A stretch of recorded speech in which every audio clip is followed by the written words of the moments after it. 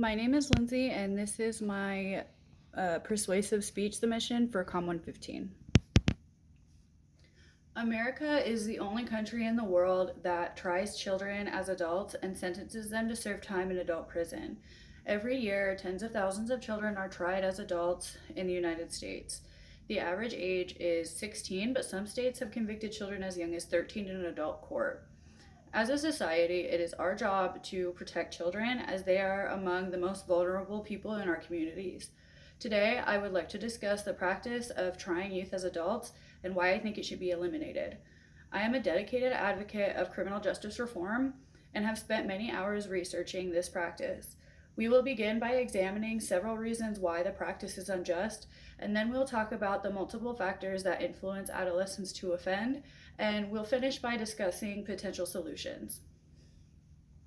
To get started, I want to explain the negative implications of referring youth to adult court. The most important reason, and the one that comes to most people's minds, is the lack of brain development. Rachel Graber with Cedarville University History and Government Department wrote a research paper in 2019 that stated that children's brains, namely the prefrontal cortex, are not fully developed until around age 21 and sometimes as late as 25. The prefrontal cortex is responsible for things like decision making, problem solving, impulse control, and predicting the future consequences of one's behavior. Children with immature brain development lack the capacity to make sound decisions and do not comprehend the long term implications of their actions. Additionally, juveniles lack the life experience and legal knowledge that's necessary to understand due process of law, legal court proceedings, and their rights in criminal court. These psychological differences between children and adults are the reasons why we already have a separate system. Secondly, minors are easily influenced and manipulated by authority figures, making them particularly vulnerable to police coercion. According to Meyer and Rapucci's 2007 article in Behavioral Science and the Law, police use the same psychologically deceptive interrogation techniques with children as they do adults.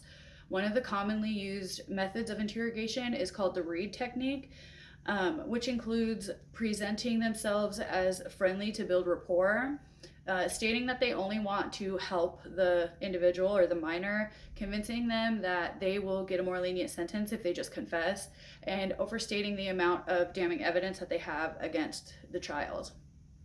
These techniques are utilized on minors in all 50 states and have led to a number of false confessions and wrongful convictions. Nigel Corus with the Innocence Project claimed in a 2022 article that of the 268 youth offenders that they had exonerated successfully, 34% of them were wrongfully convicted as children due to false confessions.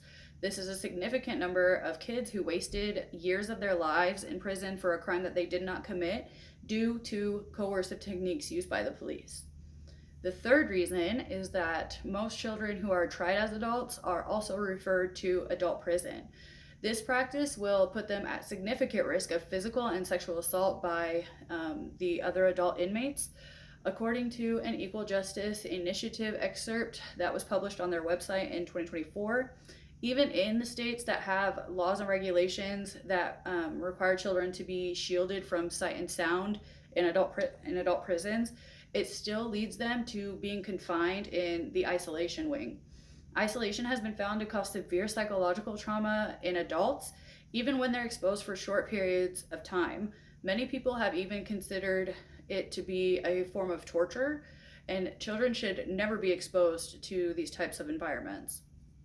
Additionally, adult prisons don't have the same age-appropriate rehabilitative programs and services that are offered in the juvenile justice system.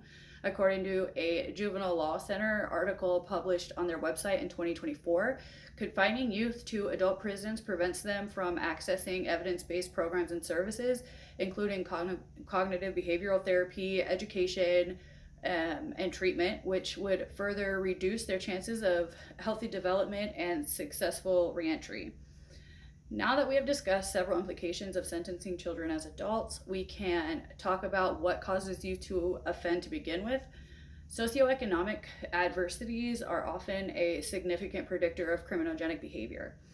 Factors such as low family income, parental unemployment, lack of supervision, inadequate housing, dysfunctional family structure, exposure to neighborhood or family violence, and poor education often influence juvenile offending. A 2015 study published by Reckers and colleagues in PLOS ONE found that low socioeconomic status was the leading cause of delinquency. He stated that youth of low socioeconomic status were 2 times more likely to engage in minor delinquency, 2.5 times more likely to engage in moderate delinquency, and 3 times more likely to engage in serious delinquency than their peers from higher economic statuses.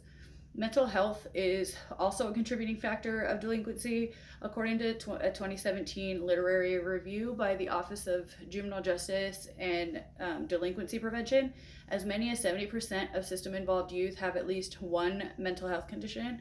Most of the children that are committing crimes come from troubling backgrounds. Many experience socioeconomic struggles, mental health issues, or a combination of both. This further supports the notion that we should eliminate referrals of youth to adult court, as it compounds the trauma that many of the children already have. After discussing the implications of the practice and the root causes of delinquency, you might be wondering, what is the solution? Well, first, we must shift the focus back to rehabilitation rather than retribution. As previously mentioned, mental health is a significant concern to many system-involved youth. The juvenile system has access to numerous rehabilitative programs and evidence-based treatment options, specifically tailored to youth offenders.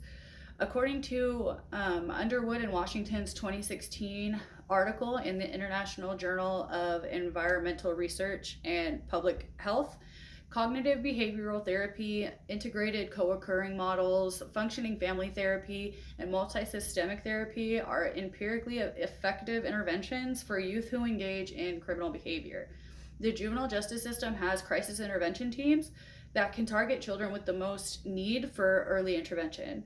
Second, it is crucial to keep the systems separate and house offenders in age-appropriate facilities. According to Courtney Andrews with the University of Alabama Institute of Human Rights in 2019, keeping adolescents in the juvenile justice system allows them to deal with the consequences of their actions without condemning them to spend the rest of their lives in prison for something that they had done as a child. It provides an opportunity to learn from their mistakes, pay their debt to society, and hopefully mature enough to either be released or to be transferred to an adult prison when they become of age. Now that we are approaching the end of my speech, I hope that I have thoroughly explained why this topic requires advocacy. The scientific analysis of adolescent brains has provided irrefutable evidence that their brains are less developed than their adult counterparts. They lack the cognitive ability to make effective decisions, assess risk, and control their impulses. They do not fully understand their rights, nor do they fully comprehend how to exercise them. They are at an automatic disadvantage in adult court because of their immaturity and should solely be referred to the juvenile justice system until they at least turn 18. It is our job to protect the children of our community, and by advocating for change, we can ensure that the protection and proper treatment of youth while also allowing them a chance to learn from their mistakes and hopefully one day become productive members of society.